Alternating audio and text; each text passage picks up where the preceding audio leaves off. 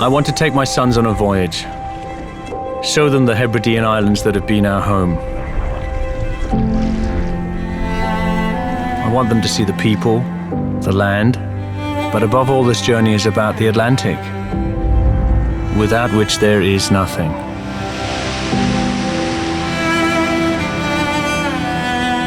Scotland is the land of my fathers. This country has shaped my life and the lives of my boys.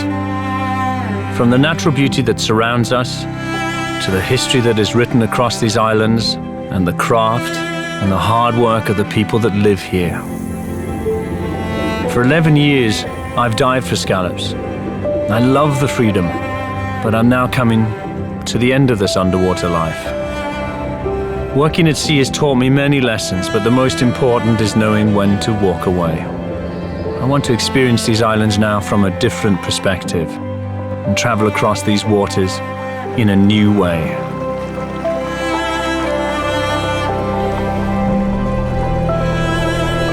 I've long worshipped the Atlantic. This ocean has been my guide, my teacher, never my enemy. And here, just like any wilderness, the feeling of being completely ignored is just the same. It's what freedom feels like.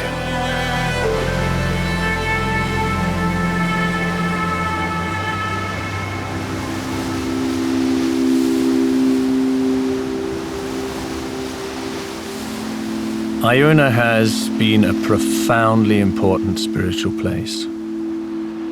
For centuries it was said to be the final resting place of Scottish kings.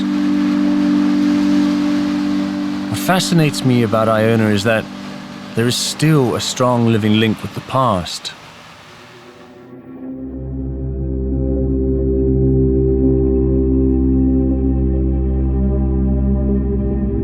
In 563 AD, St. Columba arrived with 12 followers and established his monastic community here.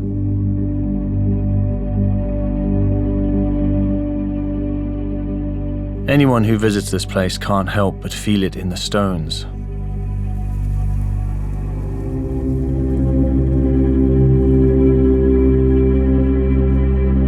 There's something about the peace of Iona that inspires thought, reflection, and for some, prayer.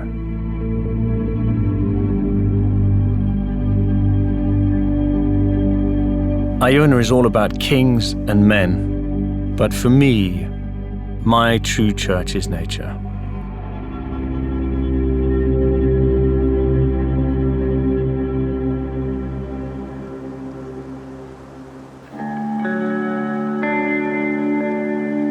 I love the feeling of the waves, the call of the birds, and the sheer drama of sea, stone, and sky. And now we're heading to an island that is all about the power and magnitude of untouched nature.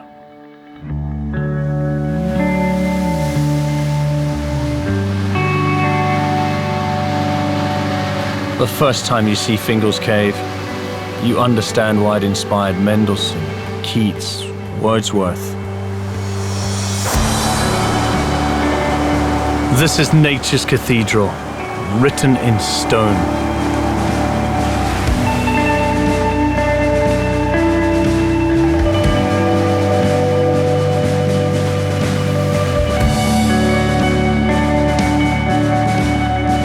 Basaltic lava cooled to form these hexagonal pillars of stone. Then the Atlantic has just slowly worked away to create this cave.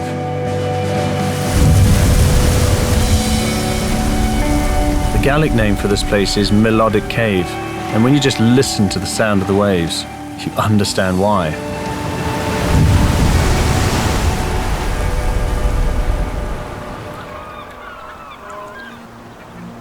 Above the cave is a territory inhabited by one of my favorite birds of all time, the puffin.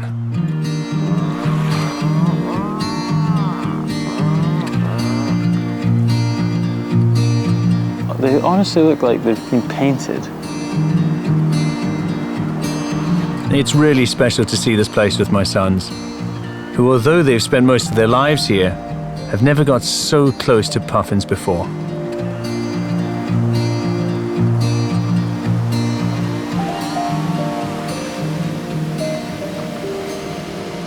Despite the distance, all the islands are connected by the ocean and by the bonds that have formed over the years.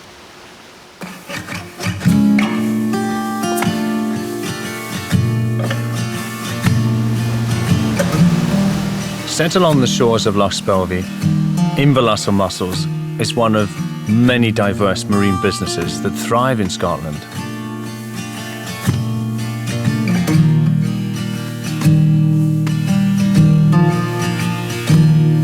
The community here is astounding.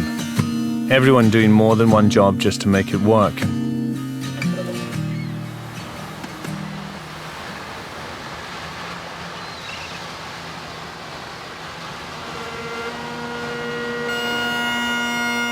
We're now meeting one man that captures that spirit in music.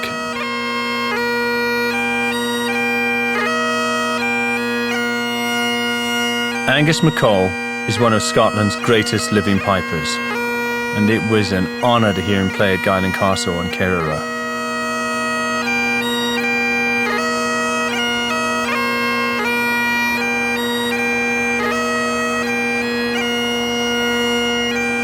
Angus's music is all about connection, not only to the people and the past, but also to the islands and the sea that connects us all.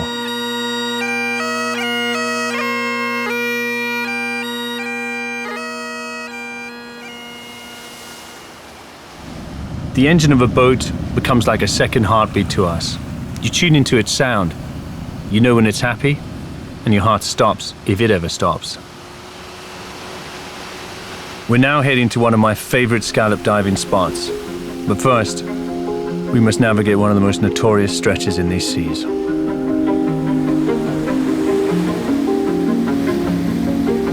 Corryvreckan is from the Gaelic word meaning cauldron of the speckled seas. Our voyage now takes us through this treacherous channel, whose ferocious currents and whirlpools have terrified mariners for generations. There's such power in these millions of tons of water, moving with such force at the command of the wind and the moon. A good boat, a great engine, and profound humility are needed in places like this.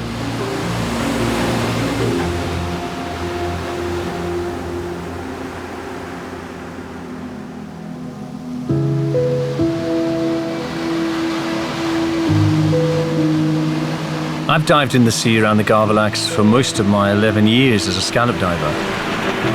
And it feels right that we are finishing our voyage here, and I'm sharing this moment with my sons.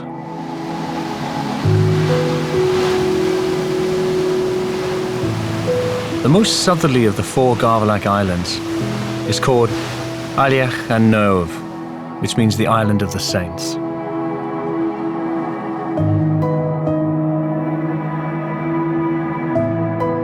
I've always loved this spot, and there are ruins dating back to 542 AD. These are the remains of a monastery founded by St. Brendan, the navigator. What was life like here in those times of profound isolation?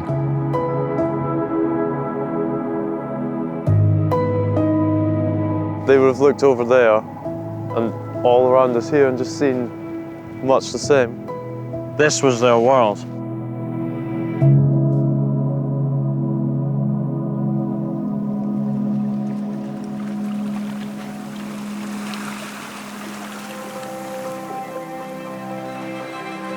There's an old saying which I really love. We have many lives to lead before we die. And I think my days as a scallop diver are coming to an end.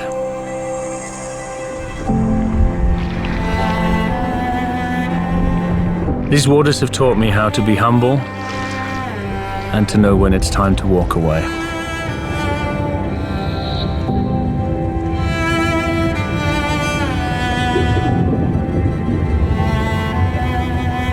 It feels really good to go for a dive with Luke and to be carrying my scallop net with no real intent, because I've got a feeling I'm going to be putting it away forever.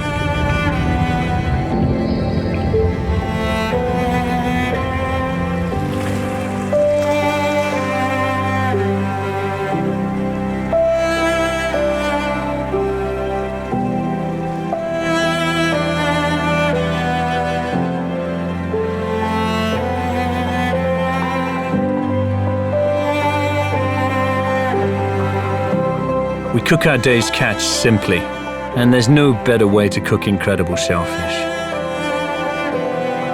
But I never get over the feeling of luck in my life to have had this chance to learn the skill of diving for scallops and to learn and find my way around places like this.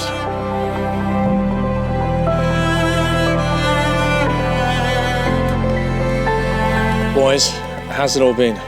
It's been absolutely amazing, start to finish.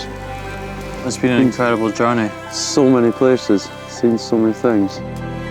It is amazing traveling by boat, actually, isn't it? If you think about it, we've been to so many different places just west of Scotland. But that's freedom. There's one road on Earth and it connects everything. It's the sea. The Atlantic is such an adventurous place. I was inspired to make this journey for Oscar and Luke. Without doubt, my greatest achievement on Earth is to say that these boys are my sons. Who knows where they will go in life, but I'm certain they'll never forget where they came from.